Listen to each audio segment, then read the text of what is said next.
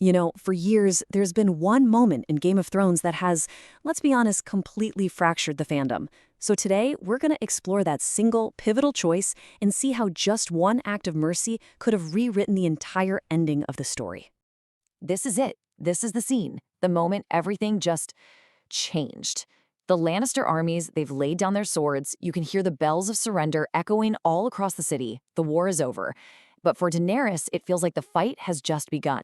So, what if she heard those bells and just chose a different path? That's the question we're diving into. One different choice, and suddenly the whole destiny of Westeros is completely up for grabs.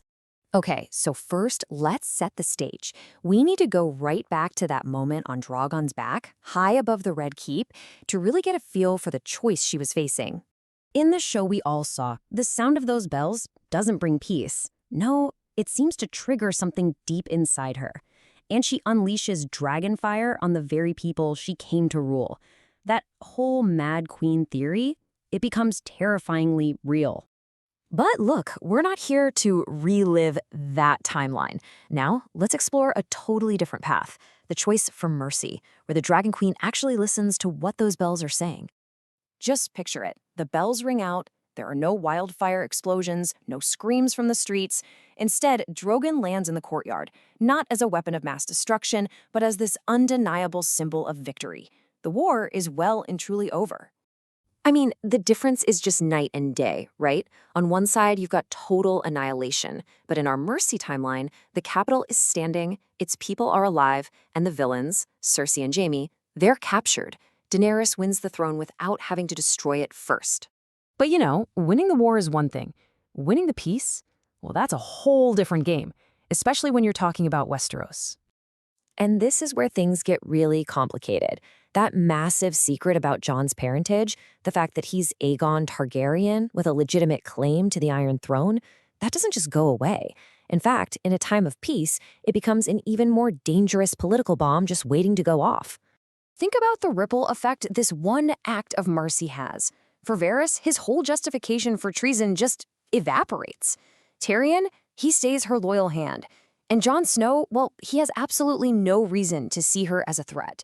Her inner circle is totally transformed from a nest of plotters into a solid foundation of strength. And this isn't about whether Jon wants the throne. It's about history. Westeros has seen this before. Targaryen fighting Targaryen in the Dance of the Dragons was brutal. So just the fact that another claimant exists, even one who doesn't want it, is a huge threat to stability. So with her advisors now loyal, the biggest threat to Daenerys' rule doesn't come from inside her own camp. No, it comes from the proud and fiercely independent North. Daenerys might have won the throne, but she hasn't won the trust of the ancient houses of Westeros. Sure, they supported her against the Night King, but let's be real, they never truly bent the knee in their hearts. And you know who's leading that charge? Sansa Stark. Her goal was never just about getting rid of Cersei. Her goal has always been a free and independent North. A merciful Daenerys on the Iron Throne doesn't change that one bit. So this becomes the new main event. It's not a bloody battle for the throne anymore. It's an intense political standoff between two of the most powerful women in the world. And they both have completely different visions for the future of Westeros. And honestly, this could lead to a way more compelling climax. A great council. Can you imagine it?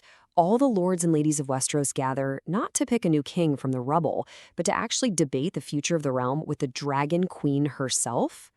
And in this debate, Daenerys is holding some incredible cards. She's not just some foreign conqueror who burned her way to power. She's the hero who saved the world from the dead, a liberator of slaves, and a queen who chose mercy when she had absolute power. That's a legacy that's pretty hard to argue with. All right, so let's bring it all together and look at how this one choice doesn't just change the story. It completely redefines her entire legacy. So instead of being remembered as the Mad Queen, a tragic repeat of her father, she could be remembered as the Dragon Queen who brought in a new age. The ruler who actually lived up to her promise of breaking the wheel, not by destroying the world, but by actually reforming it. But that brings up a really big question, doesn't it? Westeros has always been terrified of absolute power. So can a government based on a council ever truly work when one person has a dragon, which is basically the ultimate veto? the long-term outcome might be a fundamental shift in how Westeros is governed. A slow move away from the absolute power of the Iron Throne and towards a system where the great houses have a real say. A political evolution, all starting from one single act of mercy. When you really look at it this way, it's incredible. One decision doesn't just give us a different winner, it gives us a different kind of story, one that's about politics, legacy, and reform. And that feels a lot closer to the world these characters were living in from the very beginning. So, that's our look at the Dragon Queen's mercy. But it leaves you wondering, right? What if the lords had pushed past Daenerys and offered the crown to the reluctant hero of the North? What if Jon Snow had actually said yes?